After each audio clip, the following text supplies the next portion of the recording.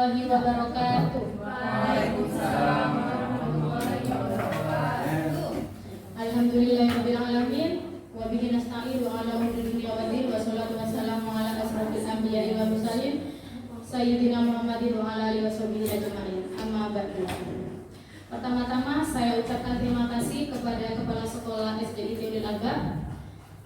Yang kedua, terima kasih kepada rekan sejawat Ustadz-Ustadzah yang telah meluangkan waktunya untuk mengikuti tugas CGP saya pada tugas diseminasi penyebaran pemahaman dan penerapan pengalaman budaya positif. Nah, di sini saya nantinya akan memberikan informasi tentang budaya positif. Sebelumnya, apa ada yang tahu apa itu budaya positif? Bapak Ibu? Kebiasaan baik. Kebiasaan baik. Kebiasaan baik yang muncul atau yang dilestarikan di lingkungan sekolah. Selain budaya baik apa aja? Apa lagi?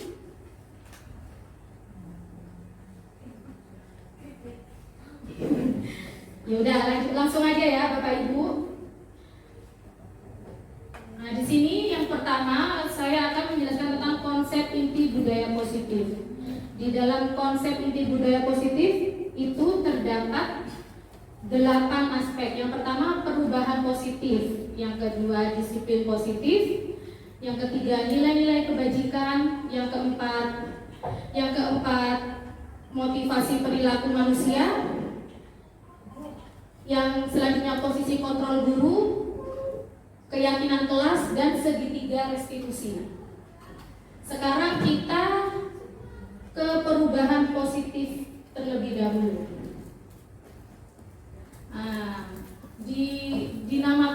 Dinamakan perubahan positif yaitu jika kita menerapkan suatu pembelajaran dengan paradigma baru di lingkungan sekolah kita. Sebelum saya jelaskan, di sekolah kita kan sudah melakukan perubahan paradigma baru. Apa perubahan paradigma baru di sekolah kita? Kurikulum Merdeka. Dan kita sudah, meskipun tidak merata, di antara kita salah satu guru sudah menerapkan metode pembelajaran berdiferensiasi. Di sini saya jelaskan pembelajaran dengan paradigma baru, yaitu pembelajaran dengan paradigma baru merupakan pembelajaran yang dirancang berdasarkan prinsip pembelajaran berdiferensiasi, sehingga peserta didik belajar sesuai kebutuhannya berdasarkan tahap psikologi perkembangan sesuai teori psikologi modern untuk mewujudkan profil pelajar Pancasila. Nah, di sebelahnya ini disebutkan yang biasa kita kenali profil pelajar Pancasila. Di dalam profil pelajar Pancasila itu ada 6 nilai kebajikan.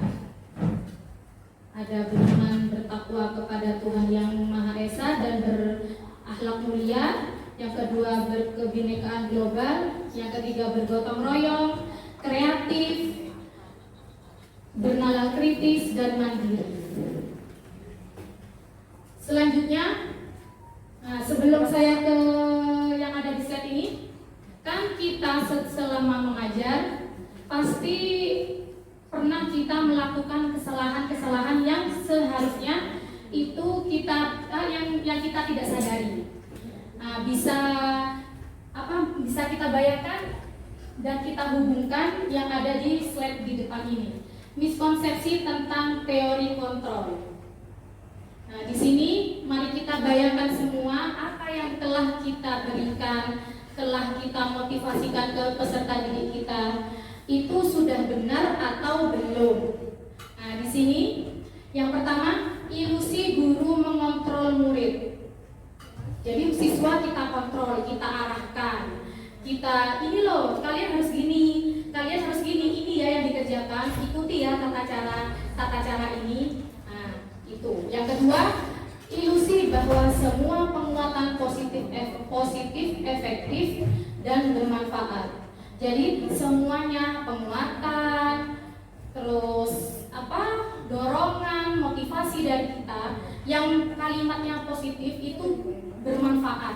untuk siswa. Itu menurut kita. Nah, makanya di sini dituliskan miskonsepsi tentang teori kontrol. Nah, jadi nantinya setelah saya jelaskan ini akan ada caranya atau akan ada bagaimana menanggulangi apa yang telah kita lakukan ini. Syukur-syukur di antara kita tidak melakukan hal ini. Tapi saya pribadi pernah melakukan apa yang ada di slide ini. Selanjutnya, ilusi bahwa kritik dan membuat rasa bersalah mampu menguatkan karakter. Jadi pada saat ada siswa kita melakukan kesalahan, terus kita panggil, bukan kita nasihati dulu, tapi Mas, Mbak, ini kamu ngapain? Ini kamu salah loh ya kayak gini. Kamu harusnya nggak kayak gini. Nah itu kan berarti itu mengkritik, bukan memberi nasihat, dan mampu menguatkan karakter. Selanjutnya, ilusi bahwa orang dewasa berhak memaksa. Jadi seorang guru yang memaksakan, misalnya kita akan menyelesaikan materi dalam waktu sepekan. Nah, kita nggak mau tahu bagaimana caranya materi itu selesai dalam 1 pekan. Entah itu kita ngebut materinya, kita itu tidak menawarkan bagaimana caranya menciptakan pembelajaran yang menarik dan membekas pada siswa. Jadi keempat ilusi ini itu disebut dengan miskonsepsi tentang teori kontrol. Jadi bahwasanya apa yang telah kita lakukan jika sesuai dengan ini itu sebenarnya bukan hal yang baik bukan salah, tapi bukan hal yang baik untuk siswa.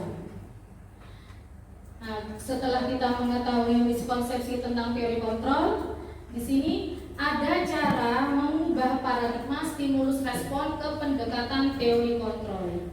Jadi yang biasa kita lakukan kan ini ada dua kolom, ada stimulus respon tentang dunia dan teori kontrol tentang dunia. Jadi yang dimaksudkan yang biasa kita lakukan pada siswa, yang pertama, realita kebutuhan kita sama. Yang dimaksudkan di sini kebutuhan antara guru dan siswa. Tapi setelah dikaji atau setelah kita mempelajari tentang teori kontrol, bahwasanya realita kebutuhan kita berbeda. Maksudnya kebutuhan kita sebagai guru dan sebagai siswa. Jadi kebutuhan kita dan siswa itu tidak sama. Contohnya, kita perlu menuntaskan materi, sedangkan siswa belum bisa menerima semua materi yang kita berikan. Selanjutnya, semua orang melihat hal yang sama, atau semua guru melihat hal yang sama. Setelah di teori kontrol, setiap guru memiliki gambaran yang berbeda, bahwasanya antara satu siswa dengan siswa yang lain itu tidak sama. Mereka memiliki karakter dan sifat dan yang berbeda. Selanjutnya, kita mencoba mengubah siswa agar berpandangan sama dengan guru. Setelah di teori kontrol, seorang guru berusaha memahami pandangan siswa lain tentang dunia. Yang keempat, perilaku buruk dilihat sebagai suatu kesalahan. Dalam teori kontrol, semua perilaku memiliki tujuan. Jadi segala sesuatu yang kita lihat pada siswa, yang siswa lakukan, jika kita kaji ulang, kita tanyakan kepada siswa, mereka pasti punya tujuan. Apa tujuan apa yang mereka lakukan itu? Selanjutnya, guru bisa mengontrol orang lain, bisa mengontrol saya. Teori kontrol tentang dunianya hanya kita yang bisa mengontrol diri kita. Jadi yang dimaksudkan di sini, sebenarnya siswa itu yang mengontrol adalah siswanya, bukan kita. Kita hanya mengarahkan. Jadi usaha kita bagaimana menumbuhkan kalau dalam minat belajar siswa, kita bagaimana cara kita menumbuhkan minat siswa itu sendiri tanpa kita paksa. Selanjutnya, pemaksaan ada pada saat rujukan gagal. Teori kontrolnya kolaborasi dan konsekuen menciptakan pilihan-pilihan baru. Dan yang terakhir, model berpikir menang atau kalah. Di teori kontrolnya, model berpikir menang-menang. Selanjutnya, disiplin positif. Sebelumnya ada yang tahu disiplin positif itu selain kata-kata yang ada di sini? Itu apa? Disiplinnya tuh kayak coaching gitu ya? Ya, bisa dengan coaching. Jadi dia itu timbul dari kesadarannya sendiri. Nah, iya. Jadi guru itu hanya hanya memfasilitasi siswanya yang berkembang. Disiplin positif di sini merupakan salah satu cara penerapan disiplin yang bertujuan untuk menumbuhkan kesadaran serta memberdayakan peserta didik tanpa imbalan penghargaan atau reward, ancaman atau hukuman. Jadi, disiplin positif di sini adalah cara kita menciptakan atau menumbuhkan siswa itu jika ingin mendapatkan nilai tinggi itu bukan karena reward, bukan karena nilai tinggi, tapi mereka harus memahami prosesnya dia atau siswa itu mendapatkan nilai tinggi. Jadi kalau kita menanamkan disiplin positif ini, jadi siswa itu bukan hafalan untuk mendapatkan nilai tinggi, namun mereka memahami pelajaran tersebut untuk mendapatkan hasil yang maksimal. Sebagai pendidik, tujuan kita adalah menciptakan peserta didik yang memiliki disiplin diri, sehingga mereka berperilaku mengacu kepada nilai-nilai kebajikan universal dan memiliki motivasi intrinsik dalam perubahan perilaku ke arah yang lebih baik. Jadi kita itu tanamkan dari dalam diri siswa itu, mereka mencari apa yang mereka perlukan, apa yang mereka mau. Bukan dari ekstrinsiknya, bukan dorongan dari gurunya. Jadi siswa itu menentukan atau mempelajari suatu materi itu dengan teliti, bukan dengan karena keterpaksaan untuk mengejar reward atau nilai tinggi tersebut. Sampai di sini ada yang mau ditanyakan sebelum lanjut ke materi lainnya? Teruskan Bu. Pendekatan disiplin positif tidaklah tentang anak atau peserta didik secara langsung, tetapi tentang diri dan cara kita sendiri, baik sebagai orang tua, guru, atau orang dewasa, yang memberikan dampak dan pengaruh positif kepada anak atau peserta didik. Jadi kita harus sebagai guru melakukan pendekatan dengan siswa dengan pendekatan disiplin positif agar siswa secara langsung tidaklah tentang anak peserta didik secara langsung, tetapi tentang diri dan cara kita sendiri. Jadi siswa itu menemukan cara-caranya sendiri untuk mengejar prestasi yang mereka impikan. Selanjutnya, pendekatan disiplin positif. Pendekatan disiplin positif ini ada dua, dari guru untuk siswa dan dari sekolah untuk siswa. Jadi yang pertama merupakan kemampuan individual pendidik untuk membina atau mendidik peserta didik secara individual ataupun secara kelompok. Yang kedua, pendekatan secara individual atau kelompok perlu mendapatkan dukungan kebijakan sekolah dan peran serta pemangku kepentingan sekolah. Jadi pendekatan disiplin positif ini dipakai atau digunakan pendekatan yaitu dari guru untuk siswa dan dari sekolah untuk siswa. Maksudnya dari sekolah untuk siswa itu adalah sekolah itu memfasilitasi apa yang diperlukan peserta didik. Seperti itu. Selanjutnya, nilai-nilai kebajikan universal. Nilai-nilai kebajikan adalah sifat-sifat positif manusia yang merupakan tujuan mulia yang ingin dicapai setiap individu. Nilai-nilai yang disepakati bersama lintas bahasa, suku, bangsa, agama maupun latar belakang. Nah, di sebelah ini adalah contoh dari nilai-nilai kebajikan universal yang biasa kita sebut profil pelajar Pancasila. Yuk, biar tidak ngantuk, kita speaking dulu, kita menyanyikan lagu profil pelajar Pancasila bersama-sama. Yuk, 1, 2, 3. Pelajar Pancasila beriman dan bertakwa pada Tuhan yang esa dan berakhlak mulia, berkebinekaan global, gotong royong mandiri, kreatif dan bernalar kritis. Terima kasih Bapak Ibu. Biar kita tetap semangat. Meskipun di siang bolong ini ya, di siang hari yang panas ini di sini ada AC ya, agak begitu panas. Selanjutnya kebutuhan dasar manusia.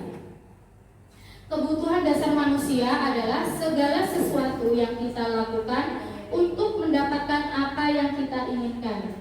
Seluruh tindakan yang kita lakukan memiliki tujuan tertentu, dan semua usaha terbaik yang kita lakukan adalah dalam rangka agar kebutuhan dasar kita terpenuhi dengan baik. Selanjutnya, 5 kebutuhan dasar manusia. Yang pertama, bertahan hidup. Yang kedua, kasih sayang dan rasa diterima. Yang ketiga, penguasaan. Yang keempat, kebebasan. Dan yang kelima, kesenangan. Di bawah ini ada contoh-contoh dari 5 kebutuhan dasar manusia. Jika kita lihat dari yang pertama, bertahan hidup seperti makanan, pakaian, tempat tinggal, keamanan, dan kesehatan. Selanjutnya, contoh dari kasih sayang dan rasa diterima. Contohnya rasa diterima, diperdulikan, berbagi, kerjasama, menjadi bagian dalam kelompok.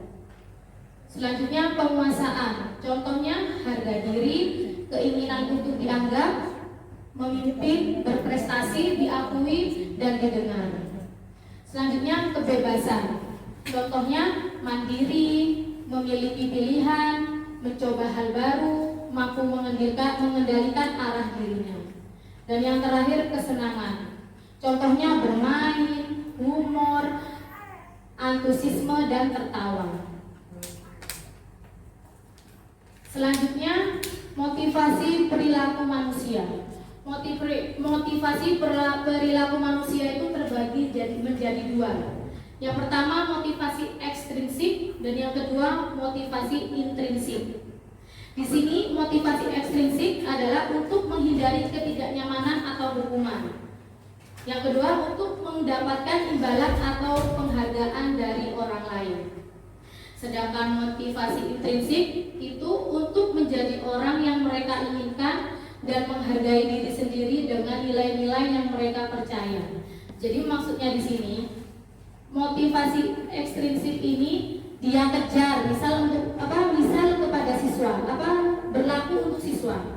Nah, siswa tersebut itu memiliki motivasi ekstrinsik bahwa dalam artian dia itu melakukan hal baik atau hal positif itu untuk menghindari hukuman, menghindari ketidaknyamanan, menghindari untuk dikucilkan oleh teman-temannya. Biasanya sering terjadi di kelas. Bisa jadi juga untuk mendapatkan imbalan atau penghargaan. Kalau sedangkan motivasi intrinsik itu mereka atau si siswa ini melakukan hal positif itu karena karena keluar dari nalurinya sendiri, bahwa bukan karena hadiah, bukan karena menghindari ketidaknyamanan atau hukuman. Jadi dia itu tulus, bukan tidak mengharapkan imbalan seperti itu. Selanjutnya hukuman.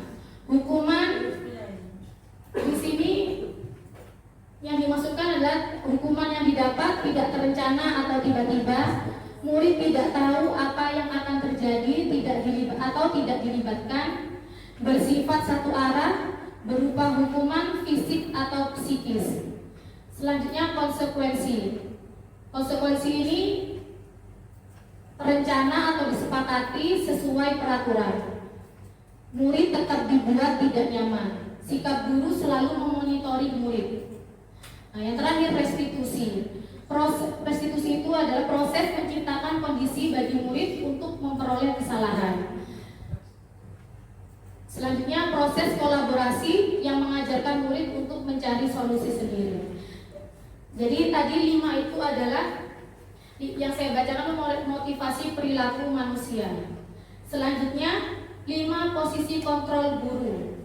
Di sini ada penghukum, pembuat merasa bersalah, teman, pemantau, manajer. Sebelum ke materi, apa ada yang sudah tahu atau pernah mendengar 5 posisi kontrol guru ini? Bahwasanya ini harus kita miliki. Untuk apa tujuannya? Untuk jika kita menemui permasalahan yang terjadi pada siswa. 5 posisi kontrol ini berperan untuk menyelesaikan masalah tersebut. Ada yang negatif, ada yang positif. Jadi nanti kita ulas bersama. Yang pertama, penghukum. Di sini saya langsung ke contohnya ya, contoh penerapan 5 posisi kontrol guru. Di sini saya bahas terlebih dahulu sebagai posisi kontrol guru sebagai penghukum dan pembuat merasa bersalah. Jadi kita lihat dari kasus siswa tidak memakai atribut lengkap saat upacara bendera.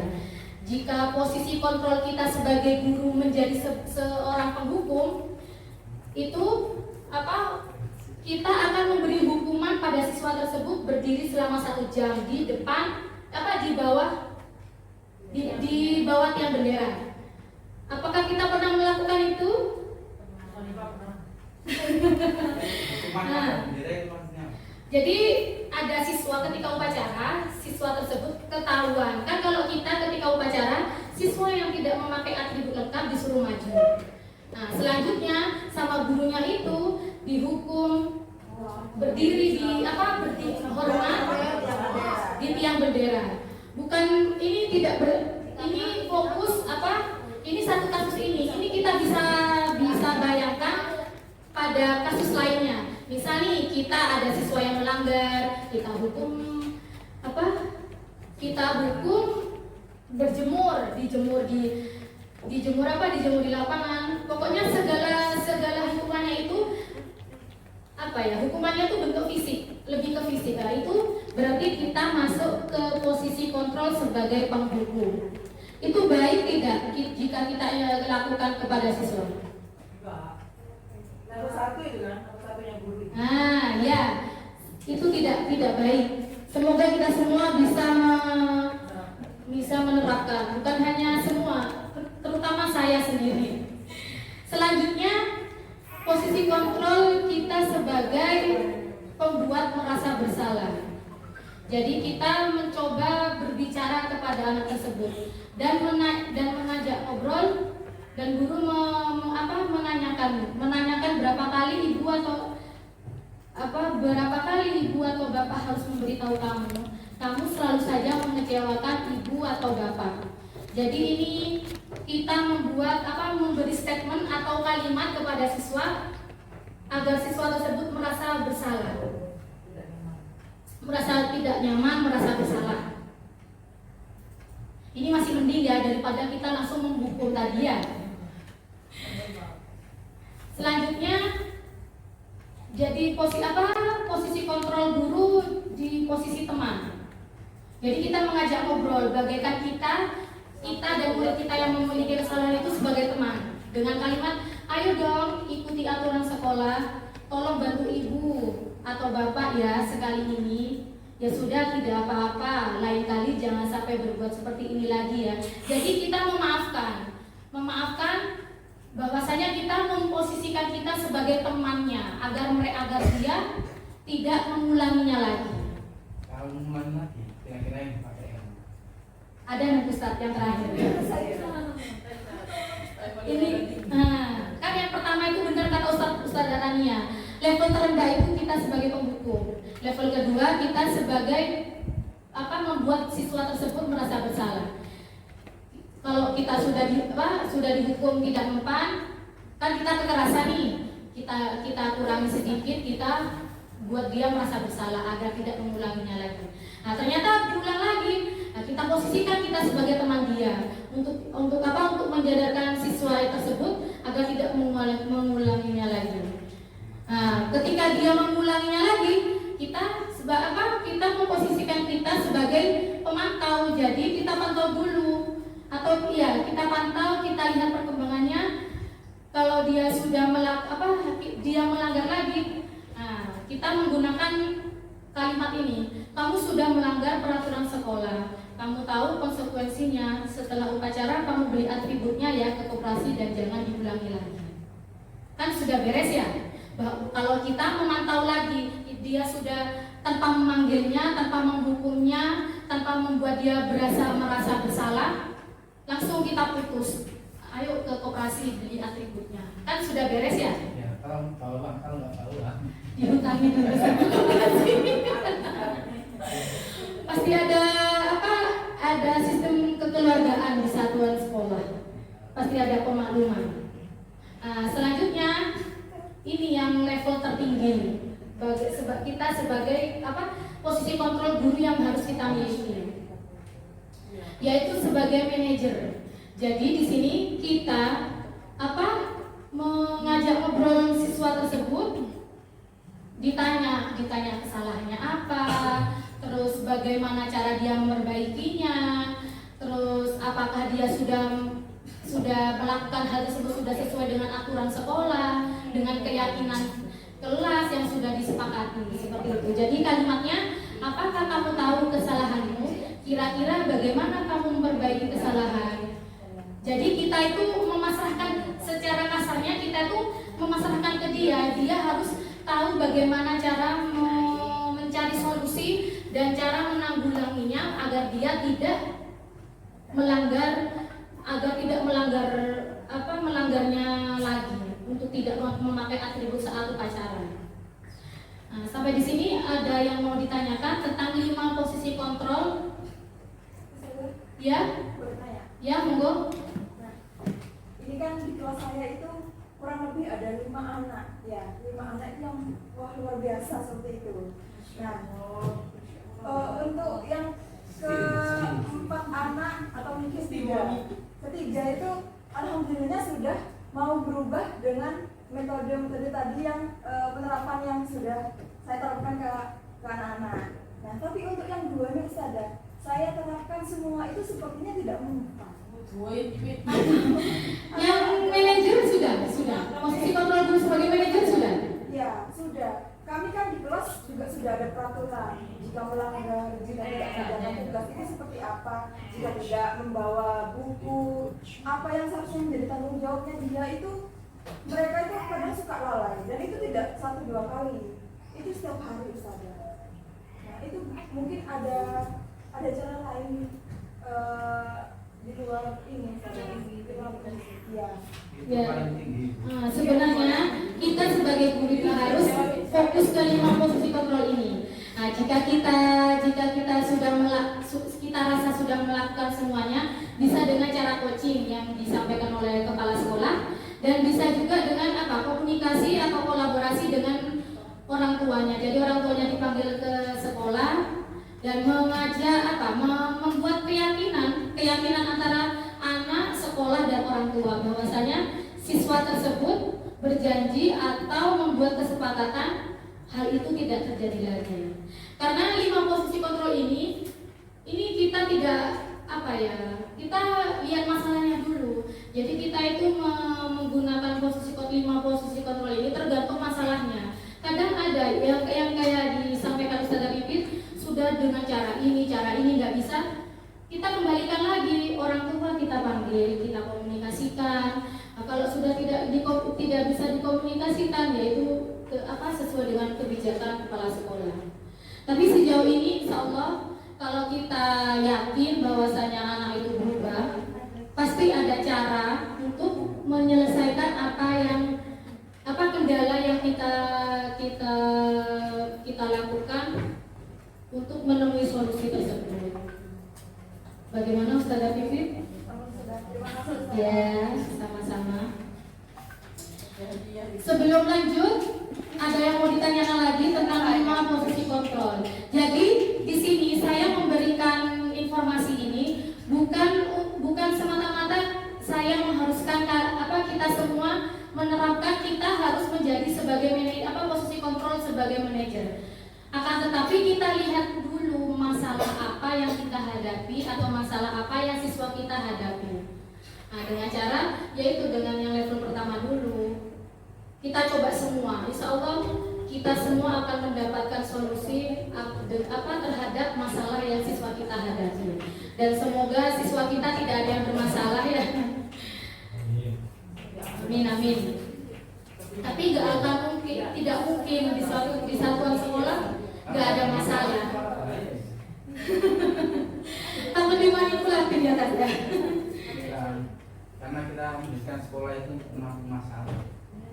Ya benar.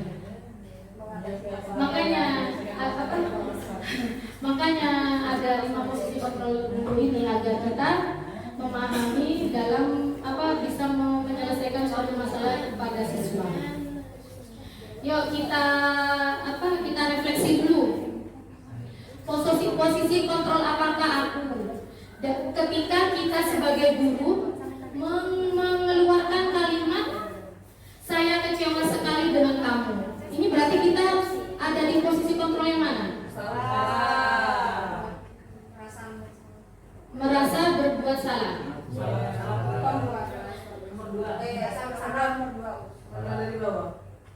Ya, tepuk tangan untuk kita semua. Berarti paham ya yang saya jelaskan tadi ya? Ya, lanjut. Lanjut. Yang kedua, kamu tidak pernah benar melakukannya. Itu posisi kontrol apakah kita sebagai guru? Menghukum. Yang pertama penghukum, yang kedua pembuat merasa bersalah, yang ketiga teman, yang keempat pemantau, yang kelima manajer.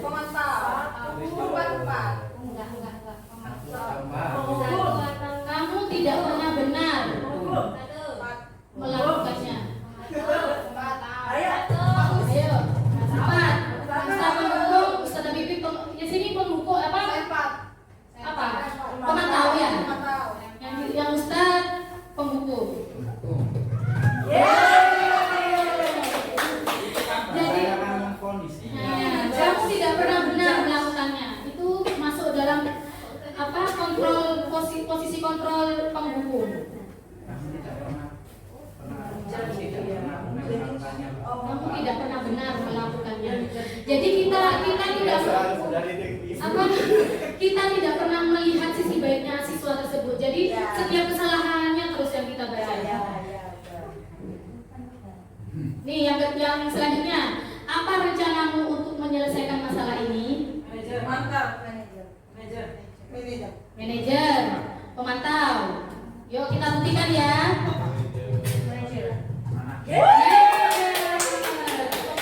Jadi kita tadi yang saya jelaskan itu, jadi kita memberikan kesempatan ke siswa untuk mencari solusi dan mencari perubahan apa yang akan dia lakukan.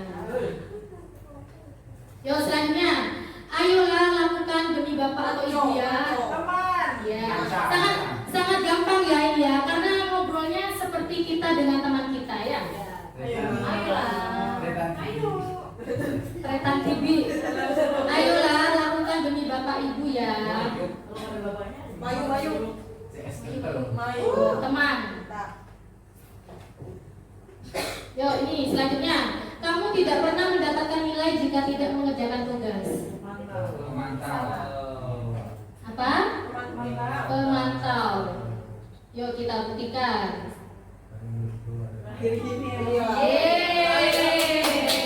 Karena empatnya tadi kita sudah bahas ya. Tapi jika kita perhatikan dalam kalimat ini, terlihat bisa kita lihat jika kita menemukan masalah untuk membedakan mana masuk ke posisi kontrol yang mana itu dilihat dari kamu tidak pernah mendapatkan nilai jika tidak mengerjakan tugas. Jadi dilihat dari kamu tidak pernahnya itu. Jadi kita lihat kita sebagai pemantau itu ditekankan pada kalimat kamu tidak pernah mendapatkan nilai jika tidak mengerjakan tugas. Nah, selanjutnya keyakinan kelas. Sebelum ke materi, apakah ustadz dari sini sudah menerapkan atau sudah pernah membuat keyakinan kelas di kelas? Sudah sampai di Keyakinan kelas atau peraturan kelas atau kesepakatan kelas? Aku Keyakinan. Soalnya buat PNM. Mengapa keyakinan kelas? Mengapa bukan peraturan kelas? Karena kalau peraturan itu dari diatur. anaknya, Ya. bukan dari kita, dari anaknya yang datang.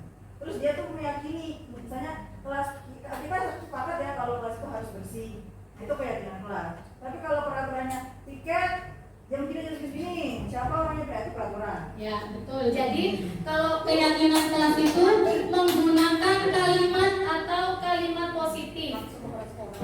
Kalau peraturan kelas itu lebih ke detail apa yang harus kita lakukan atau kita terapkan di dalam kelas.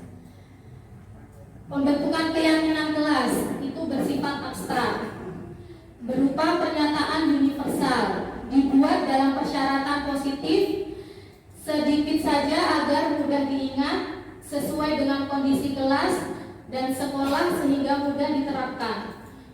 Semua warga sekolah atau warga kelas dilibatkan saat membuat keyakinan kelas. Jadi pembuatan keyakinan kelas ini itu sifatnya abstrak dan kalimatnya itu Kalimatnya itu global. Misalnya, jika kita menginginkan kelas yang bersih, apa kalimat keyakinannya yang harus kita buat? Harus ada piket, harus buang sampah pada tempatnya. Apa kalimat keyakinan kelas yang kita buat? Menjaga kebersihan kelas. Jadi keyakinan kelasnya adalah semua siswa harus menjaga kebersihan kelas. Kan di dalam kalimat tersebut ada harus piket, harus membuang sampah pada tempatnya, menjaga kebersihan kelas. Jadi kalimat itu mudah dipahami kita dan siswa. Dan siswa itu tidak harus, ayo kita besok harus piket ya. Nah itu kan berarti peraturan kelas. Kalau keyakinan kelas itu menggunakan kalimat-kalimat positif, bukan kalimat perintah. Sampai di sini ada yang mau ditanyakan tentang pembentukan keyakinan kelas? Lanjut. Selanjutnya segitiga restitusi. Segitiga restitusi ini adalah suatu proses dialog yang dijalankan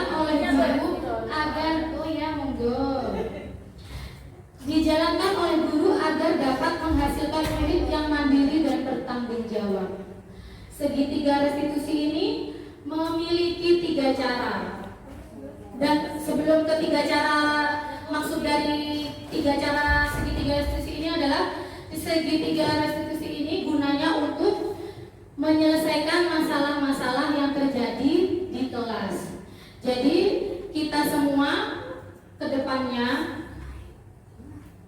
jika kita menemui masalah kecil, masalah besar kepada siswa, kita harus menggunakan atau menerapkan segitiga restitusi ini, yaitu dengan cara yang pertama menstabilkan identitas, yang kedua menanyakan keyakinan, yang ketiga validasi tindakan yang salah.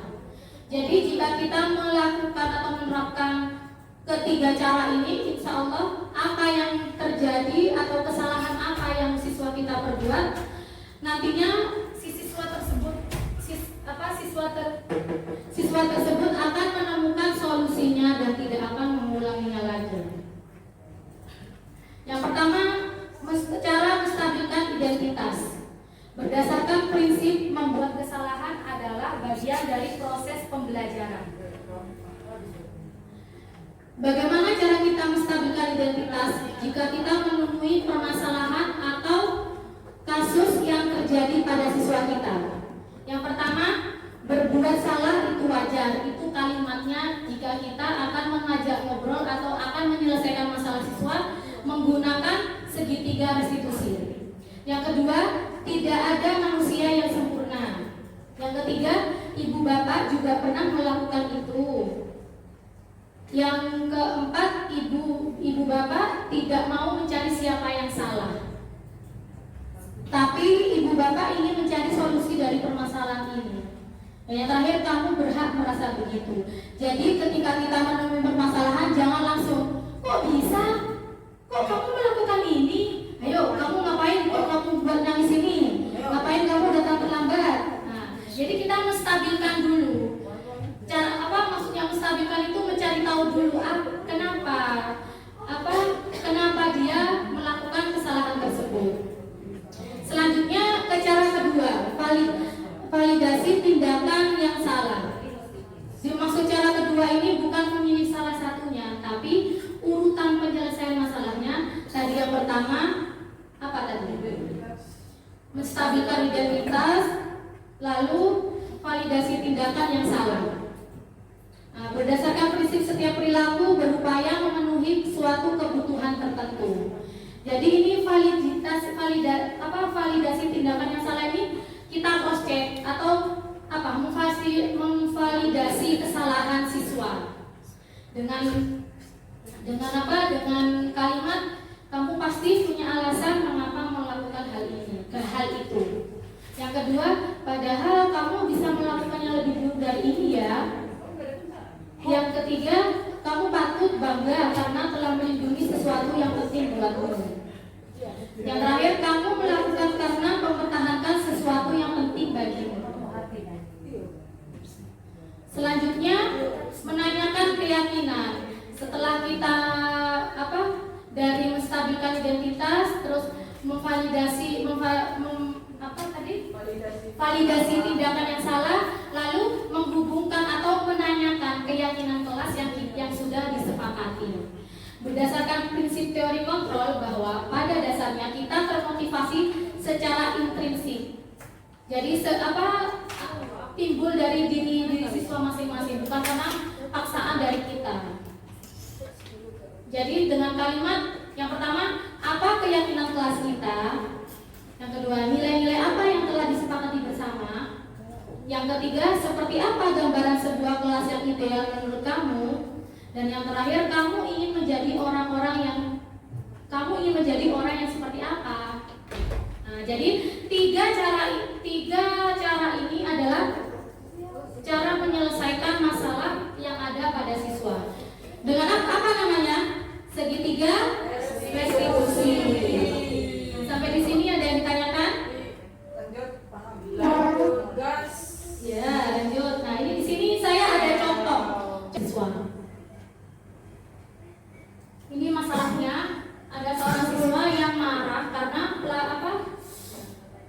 tugasnya dicontek sama teman sebangkunya.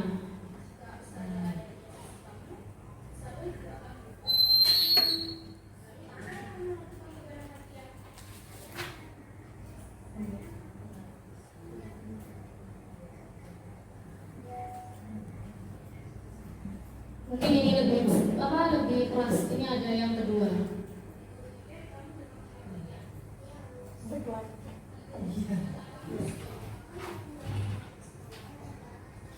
Jelas ya. Suaranya mulai keras.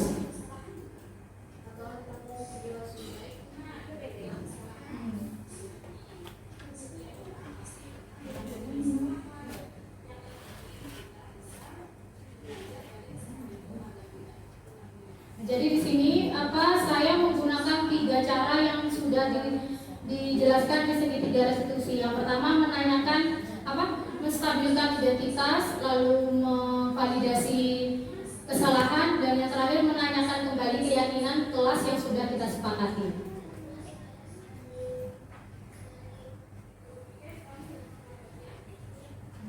Nah, mungkin itu yang bisa saya sampaikan tentang budaya positif. Dalam penerapan program disiplin positif, hendaknya guru standar kepribadian, profesional dan sosial yang baik, di mana guru mampu merefleksi dirinya dalam posisi kontrol saat ini. Bagaimana perjalanan dirinya sebagai among atau manajer yang menuntun murid-muridnya menjadi insan yang mandiri, merdeka dan bertanggung jawab. Jadi semoga kita semua memiliki atau mengimplementasikan budaya positif terutama pada diri kita, lalu kepada lingkungan sekolah kita. Dan semoga lingkungan sekolah kita selalu menomorsatukan atau selalu melestarikan budaya positif agar anak-anak kita dan sekolah kita menciptakan belajar siswa yang berpihak pada murid, bukan berpihak pada kita. Sampai di sini mungkin ada yang ditanyakan tentang apa yang sudah saya presentasikan.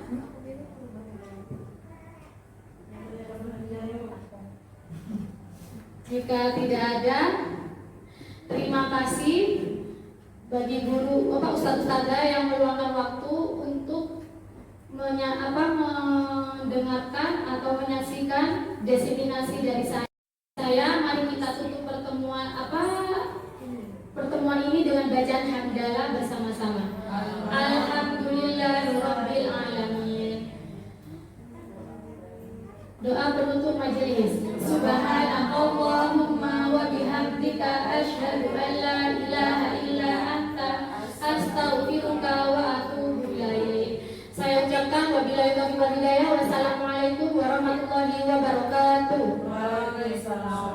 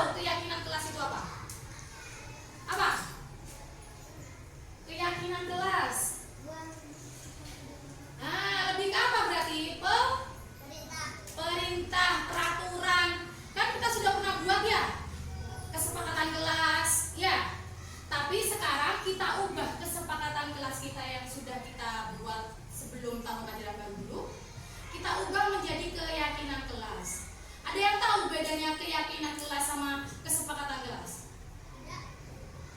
Kalau kesepakatan kelas itu kan isinya piket, tidak boleh rame, buang sampah pada tempatnya, terus tidak boleh ngomong, tidak boleh lari-lari di dalam kelas. Nah, kalau keyakinan kelas itu kita membuat keyakinan kelas menggunakan kalimat-kalimat positif. Misal nih, membuang sampah pada tempatnya, piket kelas secara bergantian. Berarti itu kalimat positifnya apa? Menjaga kebersihan. Menjaga kebersihan. Itu sudah poin 1, keyakinan kelas. Yang kedua, nggak boleh mukul teman, nggak boleh jahil sama teman. Apa kalimat positif untuk keyakinan kelas ya? Saling menghormati, saling menyayangi. Ya, kita ambil salah satunya apa? Saling menghormati guru dan teman-teman di kelas. Ya, jadi kalimatnya itu positif. Dibilang positif apa? Satu kalimat artinya mencakup semuanya, kayak yang tadi itu, menjaga kebersihan kelas. Namun harus kita yakini dan menjadi sebuah tanggung jawab kita, harus dilakukan. Apa di dalam artinya menjaga kebersihan? Apa tadi? Piket, tidak boleh membuang sampah sembarangan, membersihkan papan tulis sesuai jadwal piket, ya. Bisa dipahami? Bisa. Nah, sekarang Ustazah minta kalian menuliskan satu keyakinan kelas yang menurut kalian penting untuk kita jadikan sebagai keyakinan kelas kita. Ustazah bagikan ini satu persatu, lalu nanti kalian tulis. Setelah ditulis, nunggu aba-aba dari Ustazah untuk menempel di sini ya. Nanti kalau ada yang sama, nanti kita pilih salah satunya ya. Salah satunya nggak ditulis semuanya ya.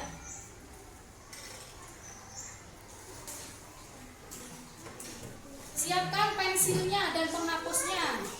Kalau bisa tidak boleh sama dengan teman di sebelahnya.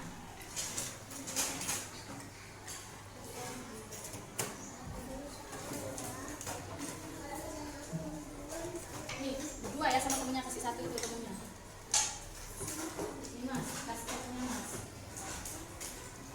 Kasih temennya Mas, sebelahnya Mas.